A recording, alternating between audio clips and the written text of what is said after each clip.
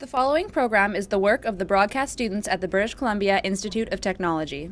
BCIT Magazine features news stories from around the Lower Mainland which were produced over the last week. Responsibility for the content of the show rests completely with the students and their instructors.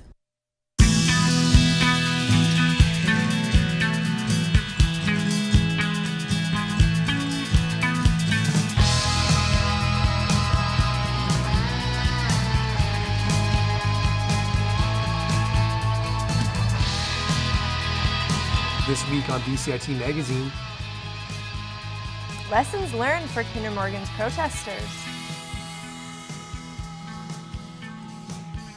a deal is reached for a local bike share company,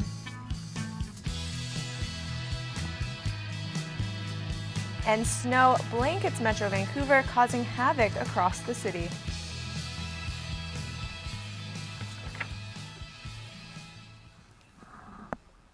Hello and welcome to BCIT Magazine. I'm Nick Arthur. And I'm Anissa Hetherington. Experts say Kinder Morgan pipeline protesters can learn from the Standing Rock demonstrations south of the border, which successfully rerouted the Dakota Access Pipeline. With more, here's Tristan Martin Woodhouse.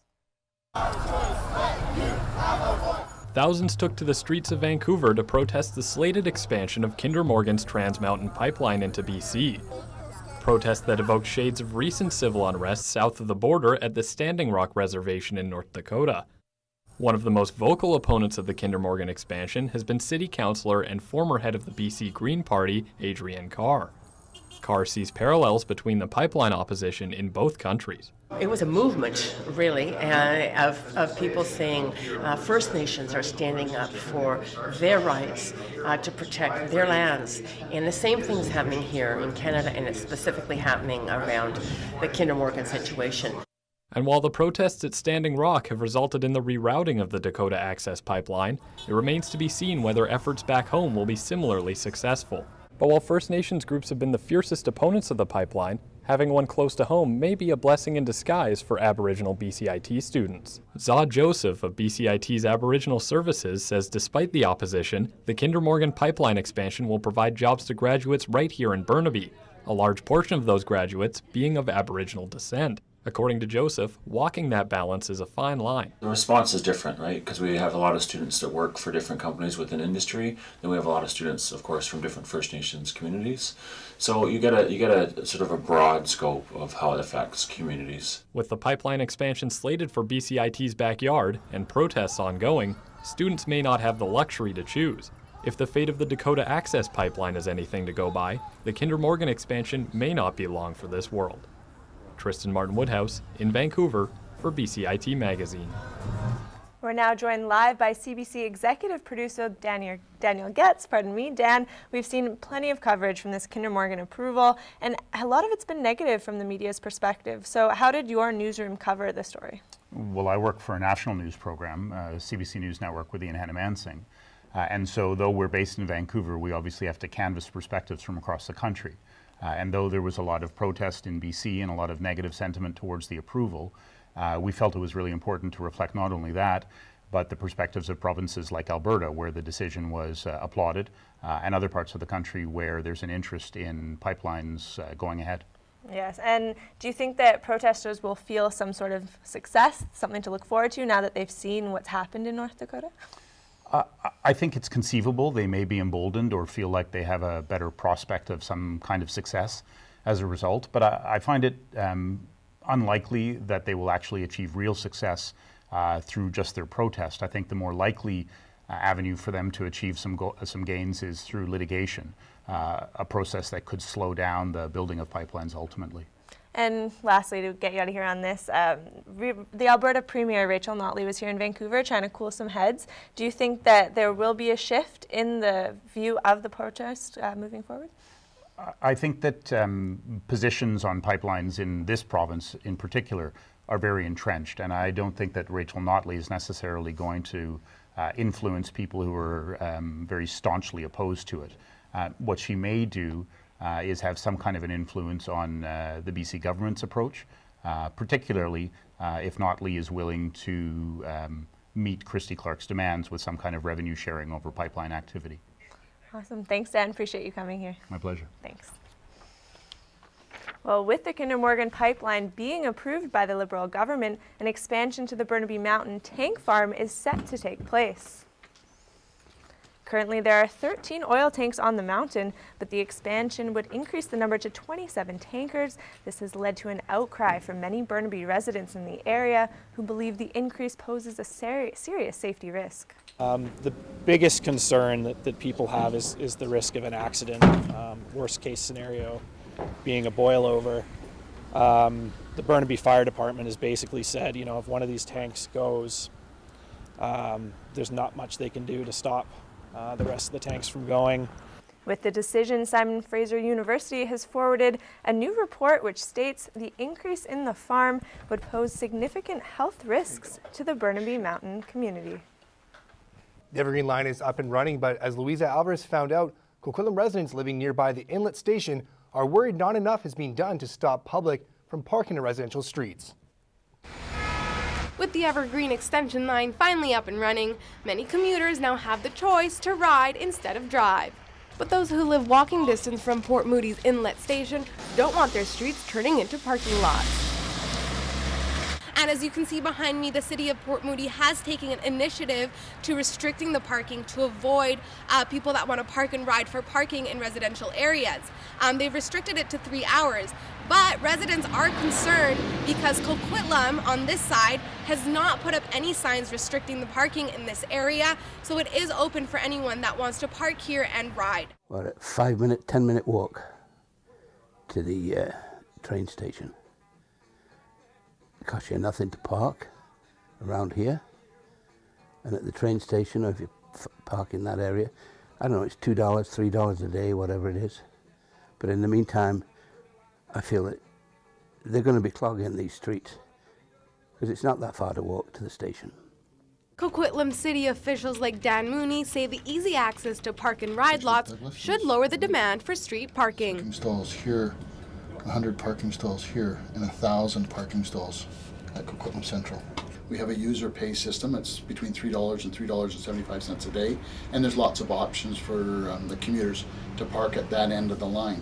On-street parking is for turnover parking. It's for people that are visiting the area who don't have an option to park on private property. Residents and people that are commuting really need to find a parking spot off the street. Coquitlam acknowledges the concern and says they will be keeping a close eye on the area for 3 to 6 months before any decisions are made. So for now, residents on this border will just have to wait and see. Louisa Alvarez in Coquitlam for BCIT Magazine. Vancouver bike riders could soon be able to access the web more easily along their route. As Johnny Smart reports, it's all thanks to a new partnership between bike sharing company Moby and Shaw Communications.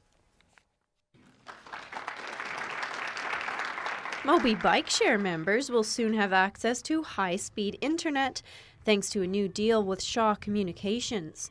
Moby bicycles are located across the city at docking stations and are available for short-term rental. That's why we'll be connecting more than 100 bike share stations across downtown to our extensive Shaw Go Wi-Fi network in the next several months. In addition, the Shaw Tower will host the newest Moby by Shaw Go bike station. Sponsorship means that the bike share program will now be called Moby by Shaw Go. New branding will be visible on all the equipment. Ridership is expected to grow substantially as more and more commuters choose Moby. It's going to be an exciting opportunity to really grow the city's active transportation. We're seeing over half of people now walking, biking, and taking transit in Vancouver, and that growth is accelerating, particularly with bike share being available. Shaw's support will enable the system to expand from its current boundaries into areas like Commercial Drive. So that's the importance of the east side. We get a lot of feedback on that, and I think there's a real desire to see that connection farther around Vancouver. Currently, there are over 5,000 Moby members, with 11,000 people having tried out the bikes. Once the upgrade is complete, there will be a total of 150 stations across the city. Johnny Smart in Vancouver for BCIT Magazine. We're now joined live by reporter Johnny Smart. Johnny, how and when will the Wi-Fi be available? Well, Shaw engineers will be meeting with city workers next week to discuss logistics, but Wi-Fi will be available for Mobi users at all stations. Nick? And what are the terms for the agreement between Shaw and Mobi? Well, it's a 5-year deal. At this point, we don't know exactly how much money the deal is worth, but what we do know is that all the proceeds will be going directly to Mobi. Back to you. Thanks, Johnny. Every year, many people begin to feel down in the dumps come wintertime. Matt Humphrey has more on the seasonal condition that affects millions of Canadians. This is Vancouver at 4 in the afternoon. It's dark and dreary all winter long, and that leads to millions of people feeling depressed or in a bad mood. For most, seasonal affective disorder, or SAD, is felt in the winter as the sun begins to set earlier. Record-breaking rainfall in Vancouver hasn't helped, with only 2 days last month that weren't gray. According to experts, 2 to 5% of Canadians have severe seasonal depression. 10 to 15% have a mild case of SAD, and 25 to 35% suffer from what is simply called the winter blues. After a move to Vancouver from a much sunnier Winnipeg, one new Vancouverite has been diagnosed with SAD. It all made sense. The feelings that I was feeling, how tired I was, how irritable I was, how I always wanted to stay inside. My doctor recommended light therapy for me. Also exercise, eating right, getting out of the house. Don't lock yourself in. Luckily for Growinski and millions of other Canadians, new treatments mean relief in the wintertime. There's ways that we can help them decrease the symptoms of depression, like getting outside, even in the cooler weather or the inclement weather, it's still important to get outside and be getting exercise. That's a huge one. Connecting with people is a really big one. Experts prescribe regular exercise and getting out with your friends to beat those winter blues. Matt Humphrey in Vancouver for BCIT Magazine. Coming up on BCIT Magazine, a recap on the snowstorm that struck Vancouver this week. And we look into the forecast as Vancouver prepares for the more cold weather ahead. Stay tuned.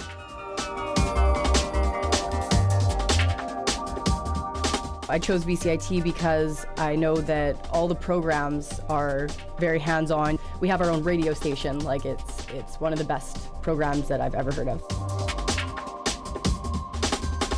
I am starting a job on Monday, so confidence is high. Honestly, I didn't think it was going to be this fun.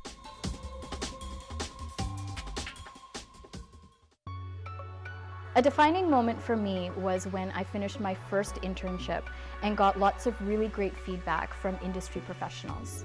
I would have never imagined I'd be walking into the floors of TSN and thinking, I'm not a student anymore, I'm here to work. I will be starting a job with an investigative news program in Toronto, and I'm really excited to see that grow into what will become, hopefully, my dream job. BCIT Broadcast and Online Journalism, putting you to work.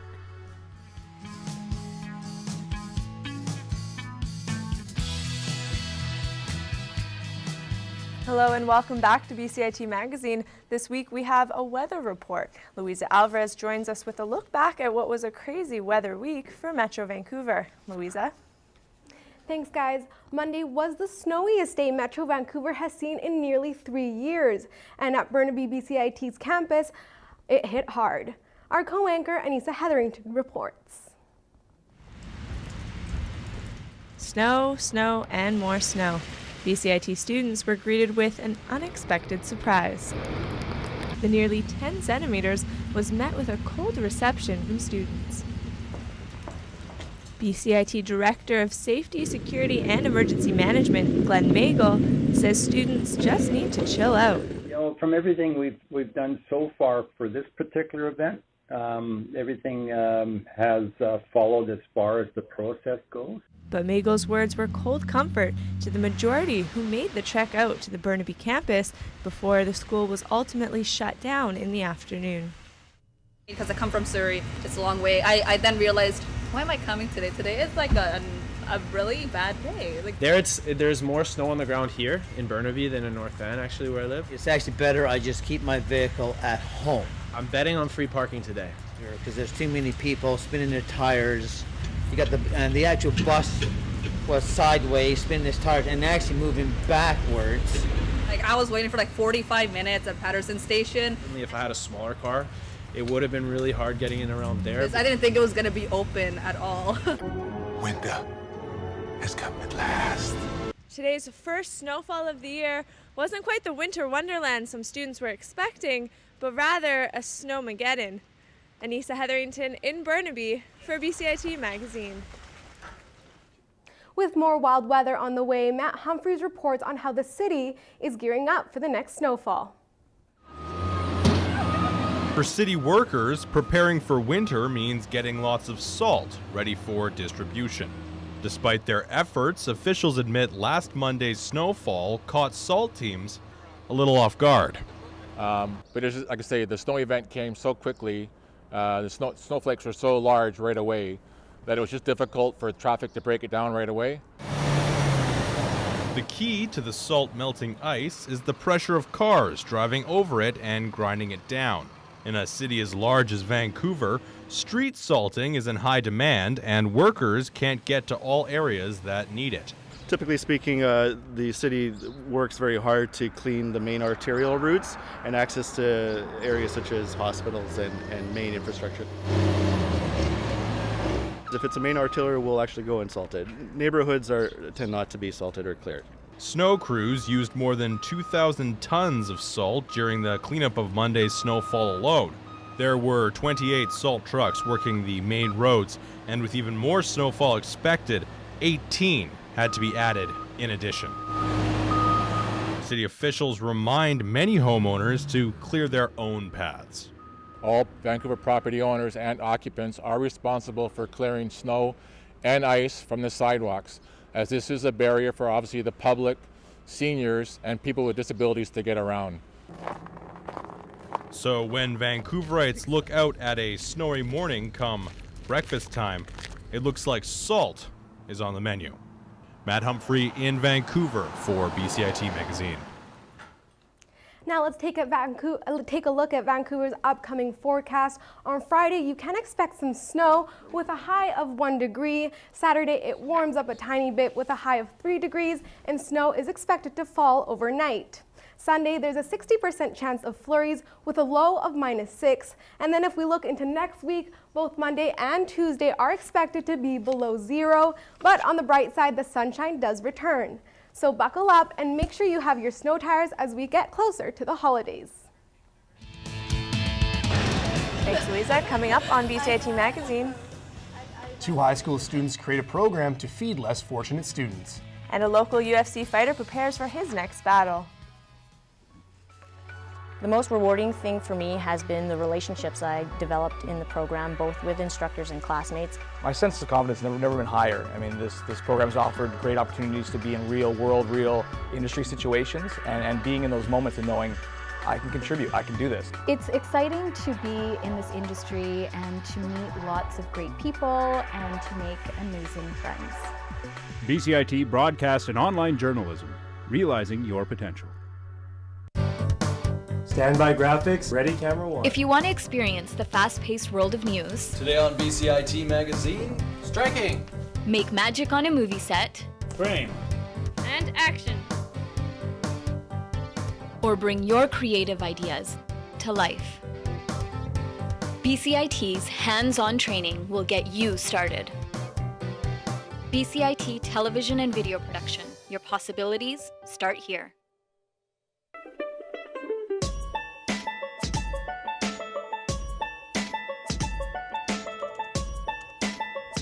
Hey Tyler, our top story just fell through.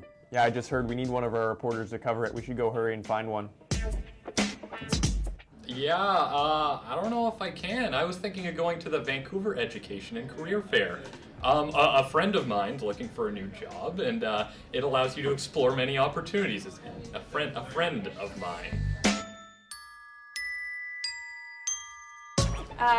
No. I'm taking my little brother to the Tech Hall on Saturday. They're showcasing new technologies and he'll have a chance to try them. So, no, I won't be back by Monday. And what about you? Oh, I can't, guys. I'm gonna go see the mirror test. It's a really cool play. I really want to see it. It's about this psychotherapist who's really on the edge. I already paid $20 for the seat. Sorry, I can't do it. Yeah, sure, but the board says it's at 8 p.m., so you can still make it. Oh, I didn't realize the board said that. Yeah, sure, of course I can. 8 p.m. Sure thing. Oh, and by the way, Anissa doesn't have a brother. She's gonna go see the Marcus Schultz concert. It's Saturday night at 10 p.m. It's gonna be awesome. He's a really famous German-American DJ. All the cool Vancouverites are gonna be there. It's gonna be great. We're gonna party all night.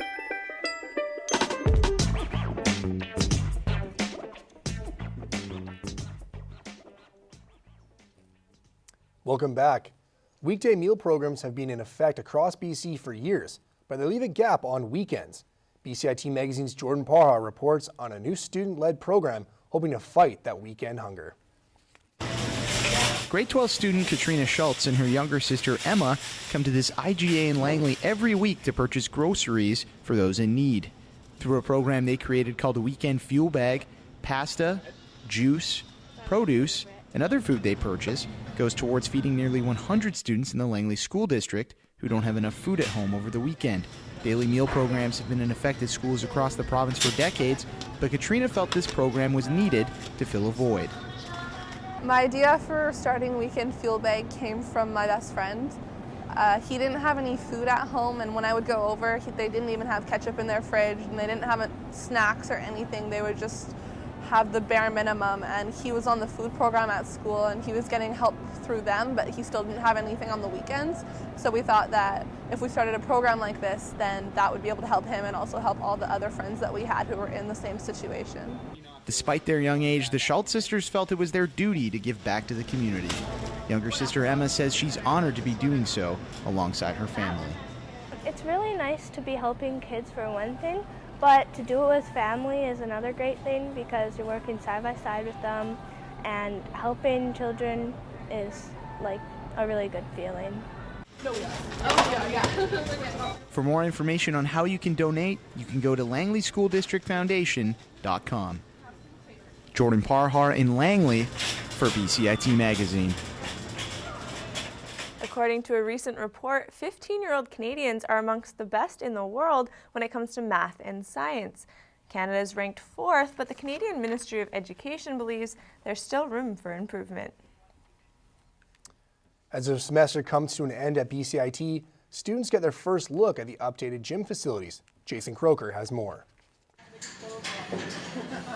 BCIT introduced a number of new workout machines in the rec center this summer, and after one semester, it is being considered a success. So the new cardio equipment, what you can do is to get internet access, you just have to sign in using your My BCIT. Embry has had the opportunity to show off a number of new machines throughout the semester. Since July, we've had about 36,000 visits. Yeah, so the numbers have gone up. The gym has tripled in attendance, and Embry believes it has to do with the accessibility to many new features on the machines. You can check your email. Some students do homework if they have online assignments. BCIT student Logan Wicks has been a frequent user of the gym for the past 3 years and enjoys the new facilities, but can't say the same for the increased traffic. The equipment's nice and shiny, however, it's created an increase in volume in the gym, which is kind of frustrating. Sometimes it'll take 10-20 minutes to get on the squat rack because there's so many people there. While some users may not love the increased traffic, Embry and the staff members have loved the increased diversity of people using the gym. So our attendance has pretty much tripled, and the amount of girls coming into the fitness center is a lot more, has gone up as well. Jason Croker in Burnaby for BCIT Magazine. A local MMA fighter got to live his dream last August when he made his UFC debut in Vancouver. My co-anchor Nick Arthur caught up with the mixed martial artist while he prepares for his next UFC battle.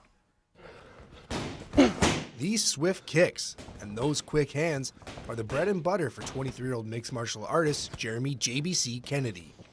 Kennedy is training for his next UFC fight where he hopes to improve on his 9-0 record.